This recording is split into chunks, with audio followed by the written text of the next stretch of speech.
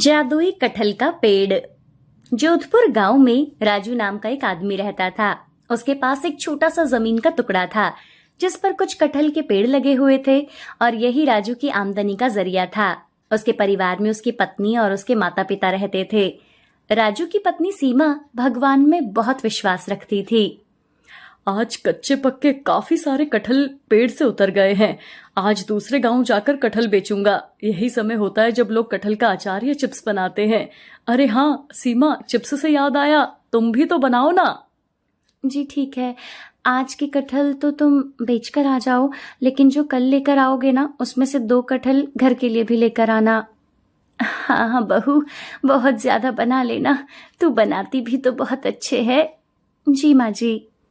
दूसरी तरफ राजू सारे कटहल ठेले पर रख लेता है और उन्हें बेचने के लिए दूसरे गांव के लिए निकल जाता है। राजू के पड़ोस में ही उसका एक मित्र रहता था, महेश। उसमें और राजू में बहुत गहरी दोस्ती थी, लेकिन आजकल वो उससे चिड़ा चिड़ा रहता था। उसकी वजह से राहुल के कटहल के वो पेड़ थे। उसका दोस्त महेश ये चाहता था कि उसमें से कटहल वो उसे बेचने के लिए दे दे। राजू इस बात के लिए मान भी गया था, किंतु महेश ने उससे कहा कि उसे केवल पके हुए कटहल चाहिए। उस वक्त राजू ने बस मजाक में कहा था कि कुछ पक्के और कुछ कच्चे ले ले, नहीं तो मेरे काम पर असर पड़ जाएगा। और उस दिन से महेश ने राजू से बातें करना ही कम कर दी। राजू कटहल बेचते हुए, कटहल ले लो, कटहल, कच्चे पक्के कटहल। कुछ लोग उससे कटहल खरीदने लगते हैं। वहां से जाने के बाद उसे एक घर से बच्चे के रोने की आवाज आती है। माँ, मुझे बहुत तेज भूख लगी है। कल भी तूने यही कहा, आज भी तू यही कह रही है कि कल खाना दूंगी। बेटा, मैं तुझे क्या बताऊं, कल मुझे काम भी नहीं मिला, इसलिए मैं कल कुछ नहीं लेकर आ पाई मेरे बच्चे। राजू को उस औरत की आवाज में बहुत दर्द लगा। वो अपनी रेहड़ी पर देखता है तो उस पर एक कटहल बचा हुआ था। वो उस घर का दरवाजा खटखटाता है और अंदर से एक मासूम सा बच्चा निकलकर बाहर आता है। तभी उसकी माँ भी पीछे से आती है। बहन जी, मैं इधर से गुजर रहा था, तभी मैंने आपके बेटे की आवाज सुनी। मैं कटहल बेचता हूँ, मेरे पास एक पक्का कटहल है, अगर इससे कुछ हो सकता है तो ये कटहल तुम ले लो। वो औरत राजू से कटहल ले लेती है और उसे धन्यवाद देती है। राजू के सारे कटहल बिक गए थे, लेकिन वो कटहल उस औरत को देने के बाद जो उसके दिल को तसल्ली हुई, वो उसे पहले कभी नहीं हुई थी। हे भगवान, कभी किसी को भूखा मत सोने देना। ये बच्चा मुझे काफी भूखा लग रहा था। एक काम करता हूँ, कुछ चावल और आटा भी दे आता हूँ। राजू एक दुकान से खाने का सामान खरीदता है और उस औरत को देते हुए बोलता है, बहन, पता नहीं तुम्हें कब काम मिले, तब तक क्या तुम अपने बच्चे को भूखा मारोगी? ये आटा और चावल ले लो और अपने बच्चे को खाना बनाकर खिलाओ। चाचा, आप बहुत अच्छे हो। राजू उनको सामान देकर अपने घर की तरफ चलने लगता है कि तभी उसे रास्ते में महेश मिलता है। अरे महेश, क्या हुआ मेरे दोस्त? क्या तुम मुझसे नाराज हो? आजकल तुम मुझसे बात भी नहीं करते हो।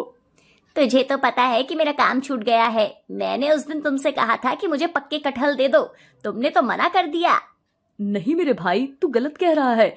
मैंने तुझे कहा था कि सारे पक्के कटहल मत ले, कुछ कच्चे भी ले ले, और अगर तुझे ऐसा लगता है तो तू जा मेरे खेतों से पक्के कटहल ले ले। नहीं नहीं, अब मुझे कटहल नहीं चाहिए।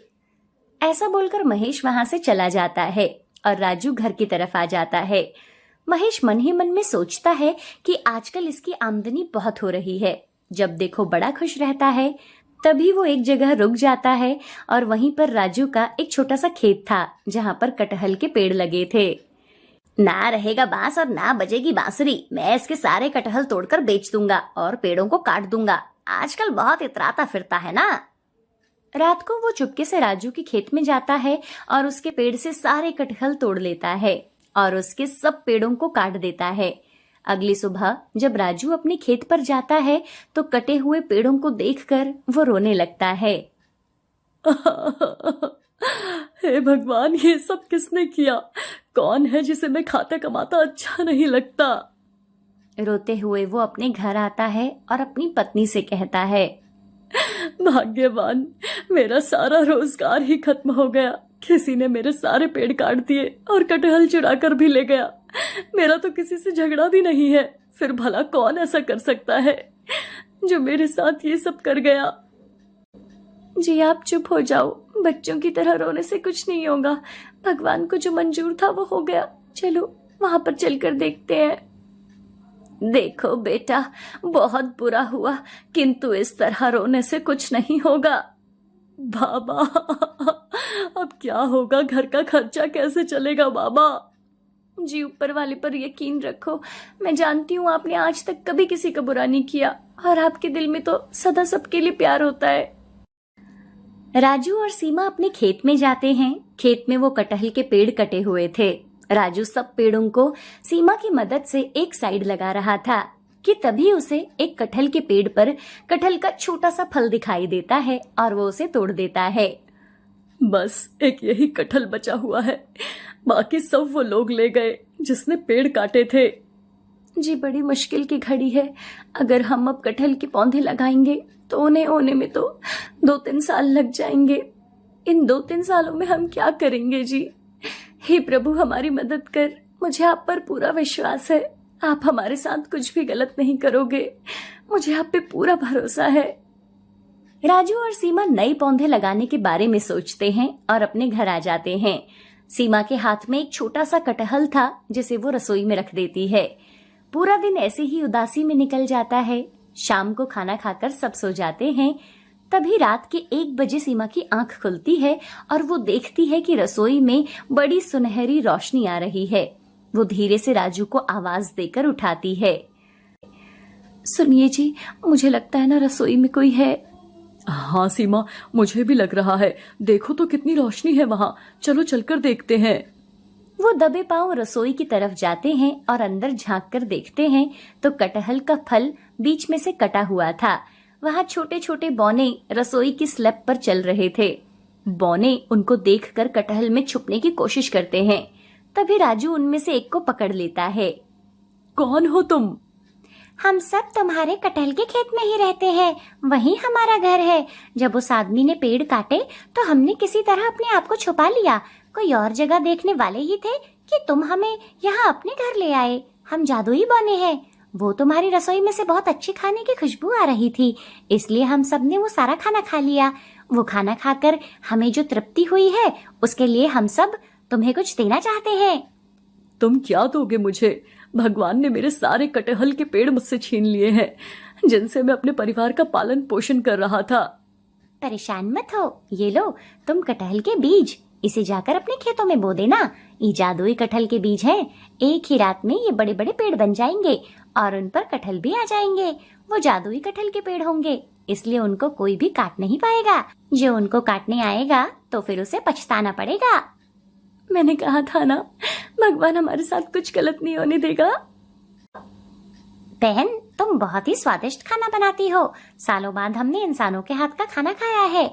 भगवान तुम लोगों को कभी निराश होने नहीं देगा और आपसे प्रार्थना है कि ये कटहल का फल वापस उस खेत में ही रख दो। हम वहीं रहते हैं, हमें वहीं रहना अच्छा लगता है। सारे बौने कटहल के अंदर छिप जाते हैं और कटहल खुद ही बंद हो जाता है। फिर राजू और सीमा उस कटहल को लेकर खेत में जाते हैं और बौनों के द्वारा दिए हुए बीजों को उगा देते हैं। उसके बाद वो दोनों घर आकर सो जाते हैं। अगली सुबह वो दोनों अपने खेत में जाते हैं तो देखते हैं कि बौनों का कहा हुआ सच हो गया है। उनके खेत में एक रात के अंदर ही कटहल के पेड़ लग गए थे और उन पर सुंदर कटहल भी लगे हुए थे। ये देखकर वो दोनों बहुत खुश होते हैं और पेड़ पर से कटहलों को तोड़कर घर ले आते हैं। जब ये बात राजू के माता पिता को पता चलती है तो वो भी बड़े खुश होते हैं। राजू सारे कटहल रेहड़ी पर रखकर बेचने के लिए जाता है। तभी रास्ते में महेश राजू को देखता है। अरे मैंने तो इसके सारे कटहल के पेड़ काट लिए थे, फिर ये कटहल कहाँ से लेकर आ रहा है? अभी देखता हूँ जाकर।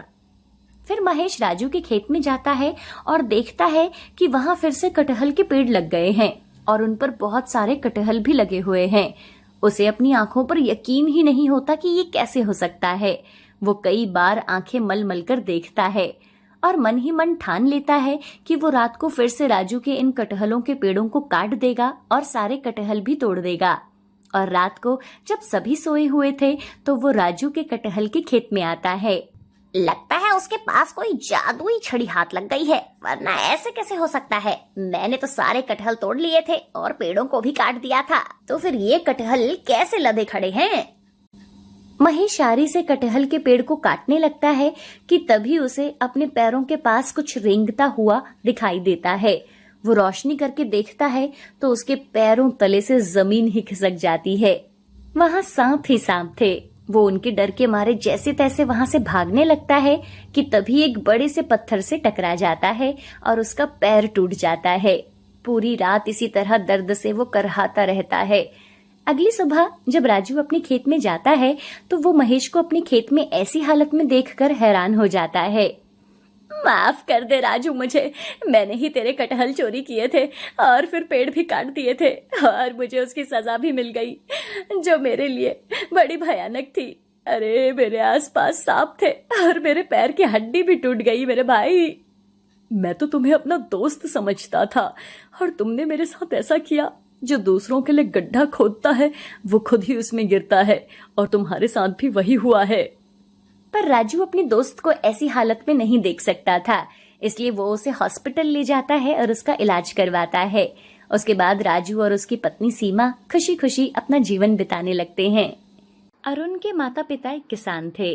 अरुण ने शहर में रहकर पढ़ाई की थी और वही नौकरी कर रहा था, लेकिन अचानक से अरुण की नौकरी चली जाती है, जिससे अरुण बहुत परेशान हो जाता है। अरुण की परेशानी कैसे दूर हुई, जानने के लिए देखते हैं जादुई फूल गोभी की कहानी। दिन भर ऑफिस में काम करके अरुण घर लौटा था। कितना थक गया हूँ। जब सारा दिन कुर्सी पर बैठकर काम करने में मैं इतना थक जाता हूँ, तो पिताजी खेत में कड़ी मेहनत करके कितना थक जाते होंगे। मुझे माँ और पिताजी के सपने को पूरा करना ही होगा। मुझे गांव में एक बड़ा अस्पताल बनवाना है, जहाँ गरीबों का मुफ्त इलाज हो सके। अरुण के पिता बहुत गरीब थे, लेकिन फिर भी उन्होंने अरुण को शहर में ही पढ़ाया लिखाया था। अरुण की पढ़ाई पूरी होने तक उसके पिताजी खेतों में कड़ी मेहनत करते थे। अरुण का एक छोटा भाई था वरुण। एक बार वरुण बहुत बीमार पड़ गया था और गांव में कोई अस्पताल नहीं था। बेहद गरीबी के कारण अरुण के माता पिता उसका शहर में सही से इलाज नहीं करवा सके, जिसके कारण वरुण की मौत हो गई थी। और इसके बाद अरुण के माता पिता ने उसे पढ़ने के लिए शहर भेज दिया। उनका एक ही सपना था कि अरुण पढ़ लिख कर एक बड़ा आदमी बन जाए और गांव में एक अस्पताल खुलवा दे। माता पिता के इसी सपने को पूरा करने के लिए अरुण शहर में पढ़ाई करता है। पढ़ाई पूरी करने के बाद शहर में ही नौकरी कर रहा था। अरुण के माता पिता बूढ़े हो गए थे, जिससे अब उनसे खेतों में काम भी नहीं होता था और उन्होंने खेती करना छोड़ दिया था। उस दिन काम से लौटने के बाद अरुण अपने बिस्तर पर लेटा हुआ था। तभी उसके पिता गोविंद का फोन आता है। नमस्ते पिताजी। फोन पर अरुण के पिताजी खांस रहे थे। क्या हुआ पिताजी, आपकी तबीयत ठीक नहीं है क्या? नहीं अरुण बेटा, मेरी तबीयत बहुत खराब है, पैसे भी खत्म हो गए हैं। मुझे दवाई लेनी है, तू कुछ पैसे भेज दे। ठीक है पिताजी, ये महीना अब खत्म होने ही वाला है, मैं आपको जल्द ही पैसे भेजता हूँ। बेटा बेटा, मैं ज्यादा इंतजार नहीं कर सकता, मुझे आज ही पैसे चाहिए। ठीक है पिताजी, मैं कुछ करता हूँ। अरुण ने अपने एक दोस्त से कुछ पैसे उधार लिए और अपने पिताजी को भेज दिए। तुम्हारा बहुत बहुत धन्यवाद रवि, सैलरी आते ही मैं तुम्हारे पैसे लौटा दूंगा। लेकिन दूसरे दिन जब अरुण ऑफिस जाता है तो उसे पता चलता है कि उसे काम से निकाल दिया गया है। तब अरुण अपने बॉस के पास जाता है और कहता है, सर, आप तो जानते हैं मैं कितनी मेहनत से अपना काम करता हूँ, फिर भी आपने मुझे काम से निकाल दिया। अरुण, ऐसा नहीं है कि सिर्फ तुम्हें ही काम से निकाला गया है। देखो, कंपनी बहुत घाटे में चल रही है, इसलिए मैंने अपनी कंपनी बंद करने का फैसला किया है। इसलिए तुम्हारे साथ साथ सभी कर्मचारी काम से निकाल दिए गए हैं, क्योंकि मैं अब तुम सबको तनख्वाह देने की हालत में नहीं हूँ। अरुण की नौकरी चली जाती है और उसे तनख्वाह भी नहीं मिलती। उदास होकर अरुण अपने घर आ जाता है। मेरी नौकरी चली गई है, अब माता पिताजी को कैसे पैसे भेजूंगा। अरुण इसी चिंता में बैठा हुआ था कि तभी उसकी नजर अपनी कलाई पर बंधी घड़ी पर जाती है। एक काम करता हूँ, ये घड़ी बेच देता हूँ और पैसे पिताजी को भेज दूंगा। अरुण घड़ी बेचने के लिए बाजार जाने ही वाला था कि तभी उसका दोस्त रवि उसके पास आता है। अरे अरुण, आओ आओ रवि, कैसे आना हुआ? तू तो जानता ही है कि हमारी नौकरी चली गई है। तूने जो मुझसे पैसे उधार लिए थे वो वापस कर दे यार। रवि, तुझे तो पता है कि मेरे पास पैसे नहीं है। अगर मेरे पास पैसे होते तो मैं तुझसे उधार क्यों मांगता। हमें सैलरी भी नहीं मिली है, अभी मैं तेरा उधार नहीं चुका सकता। उधार नहीं चुका सकता तो मुझे अपनी कोई चीज दे दे। तू मुझे अपनी ये घड़ी दे दे। रवि, ये घड़ी मैं तुझे नहीं दे सकता। जिसके बाद रवि वहां से चला जाता है और उसी समय मकान मालिक आता है और अरुण से बोलता है, अरुण महीना खत्म होने को आया है, मुझे किराया दे दो। अंकल, आज मेरी नौकरी चली गई है और तनख्वाह भी नहीं मिली है। अभी मेरे पास पैसे नहीं है, मुझे कुछ समय की मोहलत दे दीजिए। पैसे होते ही मैं आपका किराया दे दूंगा। ठीक है, मैं तुम्हें 1 सप्ताह की मोहलत देता हूँ। 1 सप्ताह में किराया चुका देना, नहीं तो ये मकान खाली कर देना। मकान मालिक वहां से चला जाता है और अरुण चिंता में डूबा हुआ था, जिस कारण उसकी भूख भी मर जाती है और वो बिना कुछ खाए सो जाता है। दूसरे दिन जब अरुण उठता है तो वो देखता है कि उसके मोबाइल फोन पर उसकी माँ सविता की 10 कॉल आई हुई थी। अरुण घबरा जाता है और वो अपनी माँ को फोन करता है। माफ करना माँ, कल मैं जल्दी सो गया था। क्या बात है अरुण बेटा, सब ठीक तो है ना? हाँ हाँ माँ, सब ठीक है। तो तू अभी तक कैसे सो रहा है? सुबह के 9 बज गए हैं। आज तूने काम पर नहीं जाना क्या? ओह, आज मैं लेट हो गया माँ। कल ऑफिस में ज्यादा काम था, इसलिए बहुत थक गया था। अच्छा, अब मैं ऑफिस के लिए तैयार होता हूँ। सुन अरुण बेटा, आज शाम को कुछ पैसे भेज देना।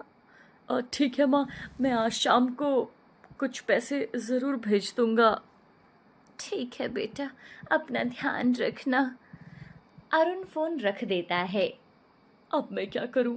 शाम को माँ को पैसे कैसे भेजूंगा? मुझे तो बहुत भूख भी लग रही है, मैंने कल से कुछ खाया भी नहीं है। अरुण अपनी रसोई में जाता है और अपने लिए खाने का इंतजाम करता है। वो अपने लिए रोटियां बनाता है। सब्जी तो कुछ भी नहीं है, बस एक छोटा सा फूल गोभी है। आज इसे ही बनाकर खा लेता हूँ।